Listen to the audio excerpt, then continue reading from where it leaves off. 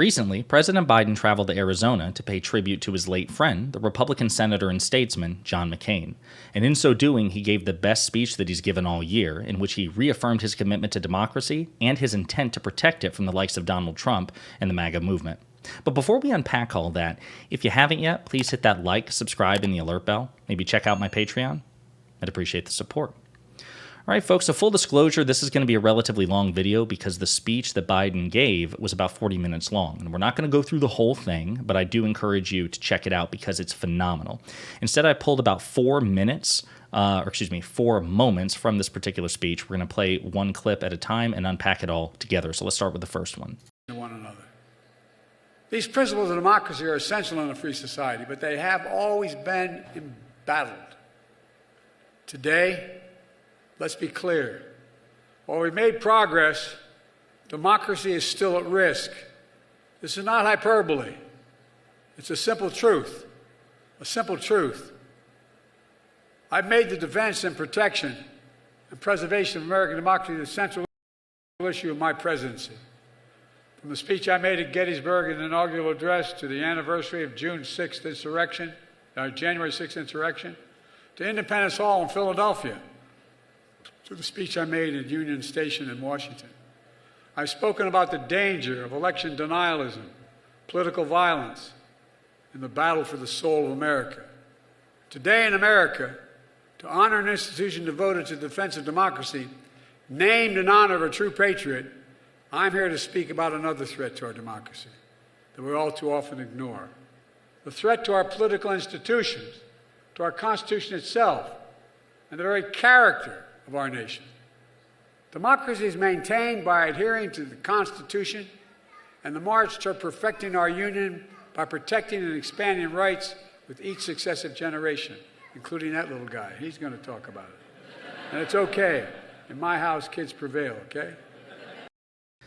So that's a great moment. It's relatively early on in the speech, but it's a great moment from President Biden, especially there at the end where he improvises. He offers a moment of levity to the child shouting. But yeah, so he basically tees it up that, listen, that we're talking about the need to preserve America's institutions, which is true.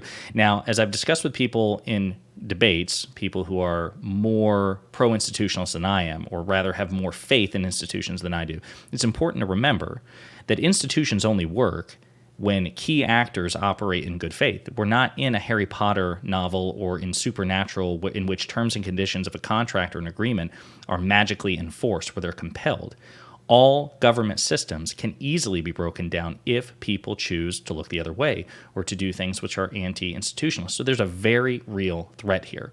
With that in mind, I want to play this other clip from the president.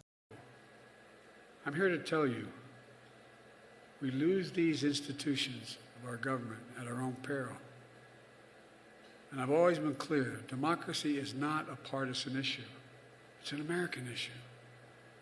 I've come to honor the McCain Institute and Library because they are a home of a proud Republican who put his country first. Our commitment should be no less because democracy should unite all Americans regardless of political affiliation.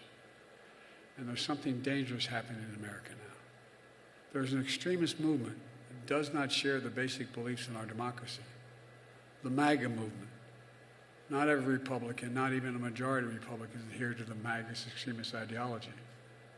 I know because I've been able to work with Republicans my whole career. But there's no question that today's Republican Party is driven and intimidated by MAGA Republican extremists.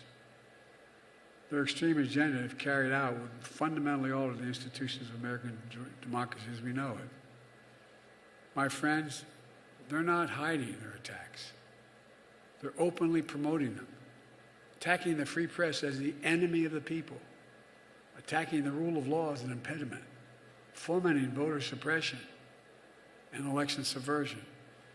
Did you ever think we'd be having debates at your stage of your careers where banning books and burying history? Extremists in Congress more determined to shut down the government, to burn the place down, than to let the people's business be done. Our U.S. military, and this is not hyperbole, I've said it for the last 2 years, is the strongest military in the history of the world. not just the strongest in the world, in the history of the world. The most diverse, the most powerful in the history of the world. And it's being accused of being weak and woke by the opposition. One guy in Alabama is holding up the promotion of every hundreds of these officers. Frankly, these extremists have no idea what the hell they're talking about. No, I'm serious. They're pushing a notion the defeated former president expressed when he was in office and believes applies only to him. And this is a dangerous notion. This president is above the law, no limits on power. Trump says the Constitution gave him, quote, the right to do whatever he wants as president, end of quote. I've never heard a president say that in jest. Not guided by the Constitution or by common service and decency toward our fellow Americans, but by vengeance and vindictiveness. We see the headlines. Quote, sweeping expansion of presidential power. A goal to, quote, alter the balance of power by increasing the president's authority over every part of the federal government, end of quote. What do they intend to do once they erode the constitutional order of checks and balances and separation of powers? Limit the independence of federal agencies? Put them under the thumb of a president? Give the president the power to refuse to spend money that Congress has appropriated if he doesn't like what it's being spent for? Not veto, it doesn't like what it's being spent for, it's there. Get rid of long-standing protections for civil servants. Remember what he did. He's leaving office. He imposed a new thing, the civil service. But then he imposed a new schedule. Schedule F was called. These civil servants had to pledge loyalty to the president, not the Constitution. They did not require any protections of the president being able to wholesale fire them if he wanted, because they had no civil service protection. One of the first things I got rid of when I became president. So that was a particularly long clip, but there was a lot to unpack there. So first, he references the fact that Alabama Republican Senator Tommy Tuberville, who has never served a day in his life in the military, not that it makes you necessarily better or worse, but this is a guy who claims to be pro-military, has no military experience, and is unilaterally, single-handedly holding up the promotions of hundreds of crucial military officers, which is, according to our military, weakening national security. And then President Biden goes on to point out something that we talked about on this channel before, which is, I think Trump and MAGA are calling it now Project 2025, which sounds super sinister, but it's that attempt by Trump, and he's already recruiting the people from the Heritage Foundation, the Federalist Society, all these conservative think tanks, to get together enough people to basically replace the civil service, the administrative state, the deep state as he calls it. And as we've discussed before, this country only works with the notion of checks and balances. The president is already the most powerful person on earth because there's so much authority vested into a single person. You think about, again, the legislative branch where power is dispersed between 535 other people. Well, the president is effectively a branch unto himself. And Donald Trump is saying, no, we need to make it even more power. We need to erode constitutional checks and balances because we have to make the president even more powerful and more unaccountable. It's deranged. Imagine what Republicans would say if a Democrat proposed that. You know what? We don't want the Supreme Court or Congress to be able to influence the president's decision. We want the president to have hiring and firing power over even independent agencies like the Federal Reserve, which controls monetary policy. Imagine a deranged person like Trump being able to fire the chairman of the Fed on a whim and then put in place whoever he wants to do whatever he wants with respect to America's interest rates. It's insane. It's madness. And Republicans would categorically reject it, and rightly so, if a Democrat were to propose something like that. But Donald Trump makes no bones about it. It's absolutely deranged, and the president is correct to call it out. Got another clip here I want to play with you, and we'll unpack it together. Just consider these as actual quotes from MAGA, the MAGA movement. Quote, I am your retribution. Slitting throats of civil servants, replacing them with extreme political cronies. MAGA extremists proclaim support for law enforcement only to say, we, quote, we must destroy the FBI. It's not one person. It's a controlling element of the House Republican Party. Whitewash attacks of January 6th by calling the spearing and stomping of police quote, a legitimate political discourse. Do you ever think you'd hear leaders of political parties in the United States of America speak like that?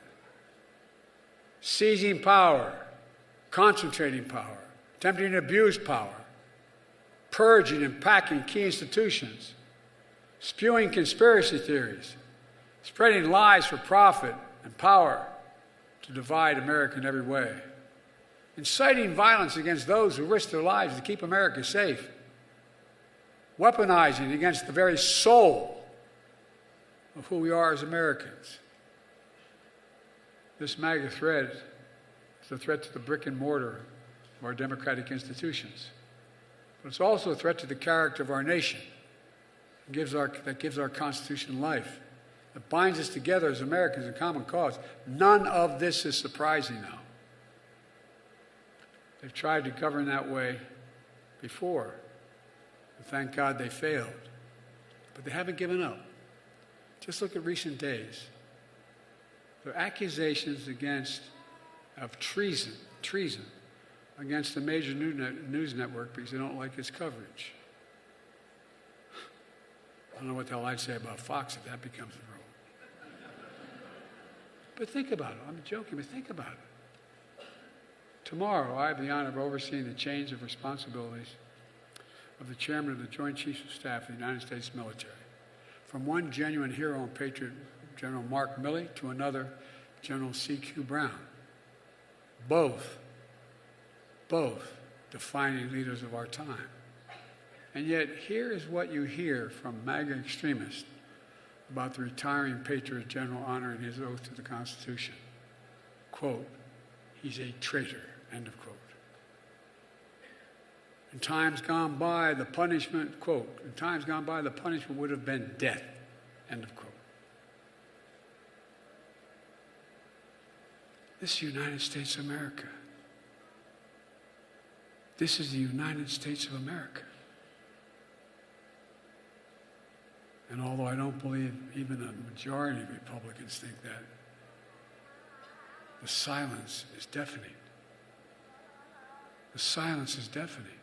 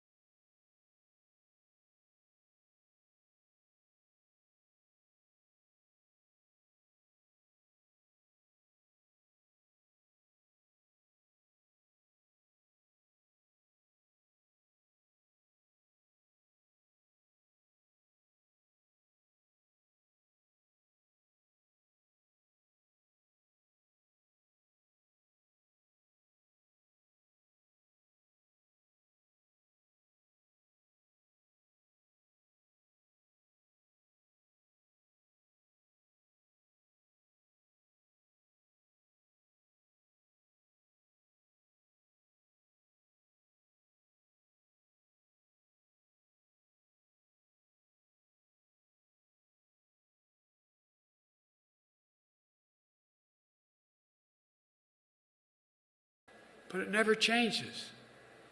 The MAGA extremists across the country have made it clear where they stand. So the challenge for the rest of America, for the majority of Americans, is to make clear where we stand. Do we still believe in the Constitution? Do we believe in the basic decency and respect? The whole country should honestly ask itself, and I mean it sincerely, what it wants and understand the threats to our democracy.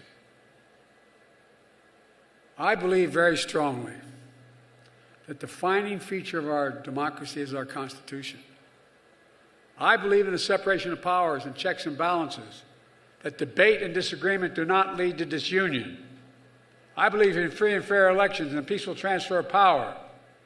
I believe there's no place in America, none, for political violence. We have to denounce hate, not embolden it. Across the aisle, across the country, I see fellow Americans, not mortal enemies. We're a great nation because we're good people who believe in honor, decency, and respect. I was able to get the infrastructure bill passed. It's over $1 trillion. The majority of it so far has gone to red states who didn't vote for me because I represent all of, no, I'm serious. I represent all Americans, wherever the need is. And I believe every president should be a president for all Americans. To use the office of the president to unite the nation, uphold the duty to care for all Americans. So again, the whole speech is excellent, but even that part right there at the end, he's good to point that out. Democrats and Democratic surrogates need to point that out. President Biden, whether you like him or not, whether you think he's perfect, he's clearly not, whether you agree or disagree with him on policy, he does attempt legitimately to govern in a bipartisan way for the bipartisan benefit of Americans. He's right. The vast majority of the benefits to the bipartisan infrastructure law, which he proposed and he passed and was overwhelmingly passed by Democrats, very few Republicans supported it, and when they did, they suffered, political consequences for it. Red states, Republican states, are benefiting from it. In many cases, they're trying to take credit for the president's achievements. There is no contest between the Democratic Party and the Republican Party, between President Biden and Donald Trump. The fact of the matter is, Democrats as a party are better on policy, better on record, better on position and principle, better on all of it, on every key important metric, not just for their constituents, but also for Republican constituents. Donald Trump didn't attempt to govern in a bipartisan way. And as President Biden says, the office of the presidency is supposed to be as much of a uniting party as possible. You're not the Republican president. You're not the Democratic president, right? Those may be your parties, but your country should come first. The president is the one national office elected by everybody from all 50 states. You have an obligation to serve your country as many Americans as possible, even if they're from the opposite party. Donald Trump never did that. But again, we're just inclined to grade him on a curve. Certainly conservatives are. It's okay for Donald Trump to be hyper-partisan and to appeal only to a niche, deranged base. But President Biden, despite his vast legislative and executive accomplishments, which are, again, for the most part, relatively popular, relatively bipartisan, they don't care. You and I have to care. You and I have to point it out. There's no contest. It's not that the Democrats are perfect. It's not that the progressive left has all the answers. It's not that President Biden is perfect. But if it's a clear choice, choose the Democratic Party. Choose President Biden. Vote blue this election cycle, no matter who.